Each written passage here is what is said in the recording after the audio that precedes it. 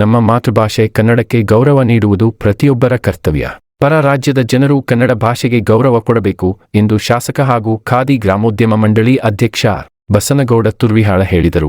ತಾಲೂಕು ಆಡಳಿತ ಹಾಗೂ ಪುರಸಭೆಯ ಆಶ್ರಯದಲ್ಲಿ ಪಟ್ಟಣದಲ್ಲಿ ಶನಿವಾರ ನಡೆದ ಕನ್ನಡ ರಾಜ್ಯೋತ್ಸವ ಕಾರ್ಯಕ್ರಮದಲ್ಲಿ ಅವರು ಮಾತನಾಡಿದರು. ಕನ್ನಡ ನಾಡಿನ ಭಾಷೆ, ನೆಲ ಮತ್ತು ಜಲದ ರಕ್ಷಣೆಗೆ ಸರ್ಕಾರ ಬದ್ಧವಾಗಿದೆ ಎಂದರು.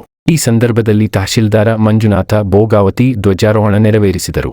ಪುರಸಭೆ ಅಧ್ಯಕ್ಷ ಮಲ್ಲಯ್ಯ ಅಂಬಾಡಿ, ಗ್ಯಾರಂಟಿ ಸಮಿತಿ ಅಧ್ಯಕ್ಷ ಮೈಬೂಸಾಬ ಮುದ್ದಾಪುರ, ಯು ಅಮರೇಶ ಯಾದವ್, ಮುಖ್ಯಾಧಿಕಾರಿ Narasareddy, CPI Balachandra D. Lakkam, PSI Rangayya, A Gurumurthy, depot manager Adappa ಹಾಗೂ ಸರ್ಕಾರಿ ನೌಕರರ ಸಂಘದ ಅಧ್ಯಕ್ಷ ಪಂಪಾಪತಿ ಹೂಗಾರ ಸೇರಿದಂತೆ ಅನೇಕರು ಭಾಗವಹಿಸಿದರು. ನಂತರ ಶಾಸಕ ತುರ್ವಿಹಾಳ ಅವರು ಕನ್ನಡಾಂಬೆಯ ಭಾವಚಿತ್ರದ ಮೆರವಣಿಗೆಗೆ ಚಾಲನೆ ನೀಡಿದರು. ಮೆರವಣಿಗೆಯಲ್ಲಿ ವಿವಿಧ ಕನ್ನಡ ಪರ ಸಂಘಟನೆಗಳ ಪದಾಧಿಕಾರಿಗಳು, ವಿದ್ಯಾರ್ಥಿಗಳು, ಅಧಿಕಾರಿಗಳು ಹಾಗೂ ಕನ್ನಡ ಪರ ಸಂಘಟನೆಗಳ ಸದಸ್ಯರು ಉತ್ಸಾಹದಿಂದ ಪಾಲ್ಗೊಂಡು ರಾಜ್ಯೋತ್ಸವದ ಸಡಗರವನ್ನು ಹೆಚ್ಚಿಸಿದರು.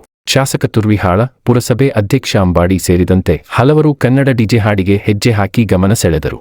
500 ಮೀಟರ್ ಉದ್ದದ ಕನ್ನಡ ಬಾವುಟ ವಿಶೇಷ ಆಕರ್ಷಣೆಯಾಗಿತ್ತು.